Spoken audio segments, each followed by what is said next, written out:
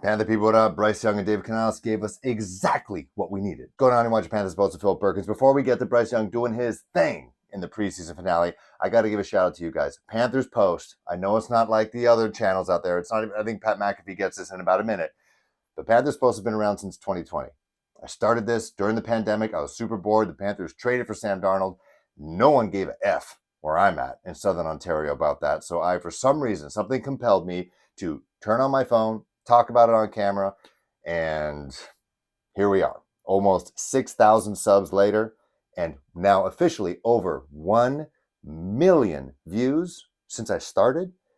Again, I know guys like Pat McAfee probably get that in a minute, but for me, just seeing that number is great. Heck, if I put a dollar sign in front of that, I'm good, like for life.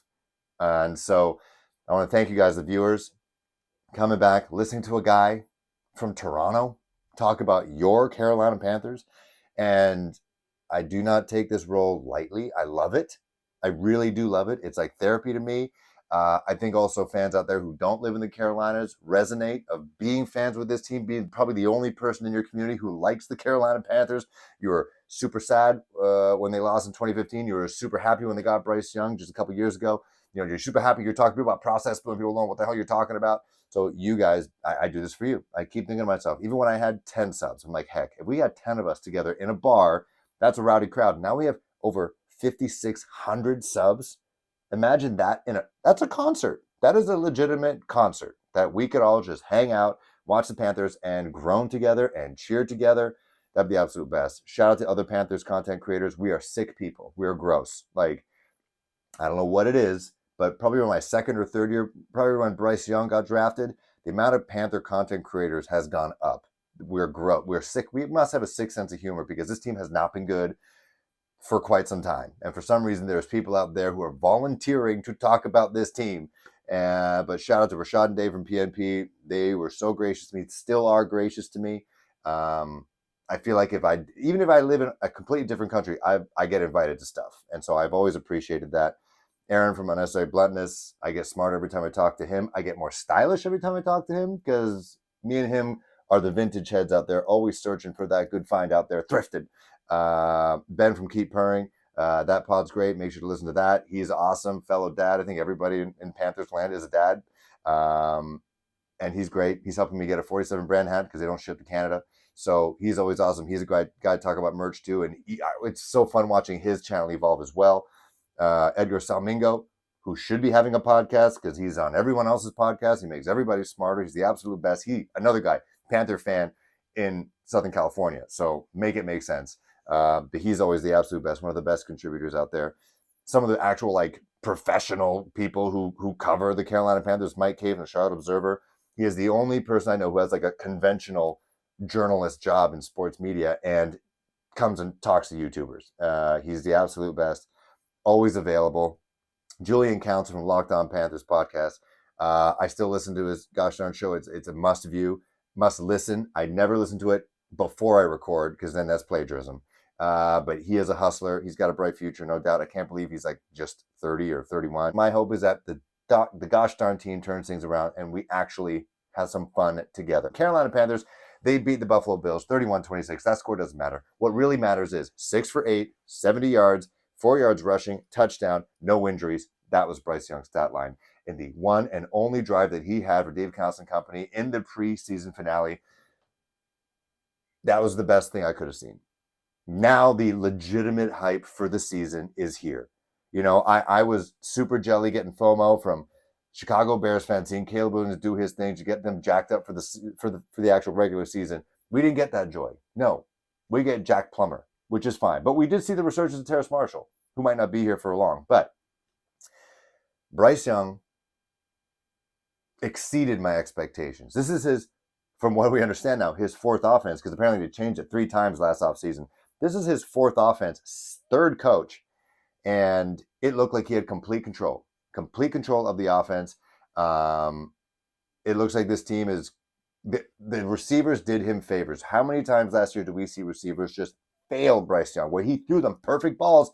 They couldn't catch that, like Jordan Matthews, wide receiver turned tight end, athletic dude. Like he is a different type of tight end then a Tommy Tremble, and an Ian Thomas. He and Jatavion Sanders contributed well. Jatavion's kind of like a tweener. He's a big dude, but he's also an athletic freak as well. He can also break one loose. Those two guys are going to be Bryce Young's best friend.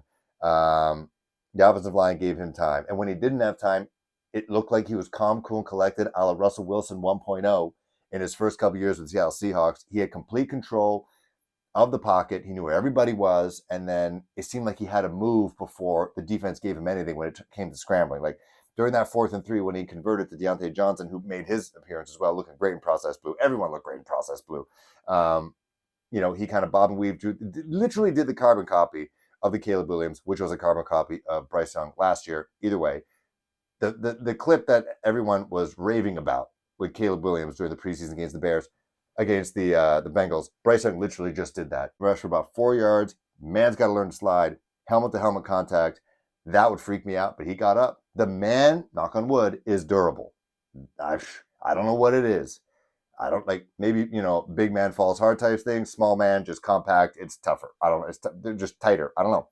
Look up Honey Badger. Those guys are tough MFers, all right? Bryce Young could be that guy. Also noticed during the postgame, Bryce Young's voice dropped like 2 octaves. We got to remember, this dude is still in his early 20s, all right? Like, guys are still finishing undergrad. Like, I got my license when I was 23. Mind you, I live in a city, subways, didn't have to drive. But this man is growing up right before our eyes. And he's getting bigger, like in a good way. His voice is getting deeper. And he even said in the postgame, like, sure, it's a different offense, but he understands NFL defense is better. The speed, everything about it. And just like, once you've been there, it doesn't seem as scary. It really doesn't. Like, when he goes to play New Orleans for like the 3rd time now, it won't be as scary as the first time. Scary might not be the word, but it won't be as daunting. And he just looks like he's in complete command. He throws a great ball. Like, I don't think anyone ever really stopped in the middle of their route to catch the ball. Like Deontay Johnson, like I said, he could have kept running. He could have kept it as the preseason. No point doing it. But I thought he looked great. Like, that is exactly the type of outing I needed to see before week 1 against New Orleans. That this guy, like they said before, they've had the offense on lock for over 2 weeks now. Just give him another 2 weeks before week 1, and they showed us what they can do with that, with 10 days. With 2 weeks, I think he's going to do. I think the resurgence is real. Like I always thought it was going to be, with a better environment, that he's in a loving environment, a more stable environment. And as I mentioned in the last episode, check this one out, how offenses are a little simpler now for these rookie quarterbacks in order for them to start right away. I think Frank Reich was trying to do too much. It looks like Dave Canales is doing exactly what Bryce needs to succeed. So shouts to him. Shouts to Chuba Hubbard. He is running more decisively. I know it's something I've been harping on forever, but it looks like he's gained a lot of good weight as well. I don't know if his shoulder pads are different, helmet's different. Like, he's running with power, and he is not coming down with the first hit. He looks absolutely great.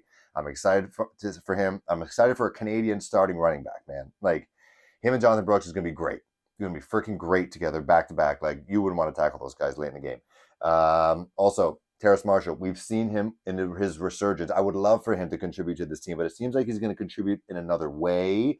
Joe Person saying that he's been on the trading block for quite some time, and it makes sense. Like, in the preseason, you're either competing for a role on your own team or you're auditioning for other teams. And, I've seen some suggestions that, do a straight swap for Jonathan Mechie with the Houston Texans.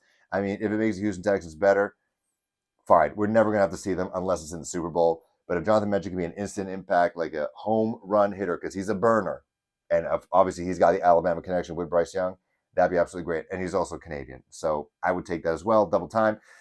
Would you trade Terrace Marshall to the Houston Texans, straight swap for Jonathan Mechie? Also, how do you guys feel about Bryce Young's first and only preseason appearance in the preseason finale? Does this make you more hyped for the season, or is this exactly what you thought? You can't tell me you thought it was going to be like this. There's no way. Let me know what you guys think. And also, when the cuts happen, you're going to have a video, surprise cuts, surprise trades. If there is a trade, obviously I'll have a YouTube short about that, TikTok short. Make sure to follow that at Panthers Post on TikTok. And yeah, I can't wait. I officially can't wait. Cannot wait. See you guys soon.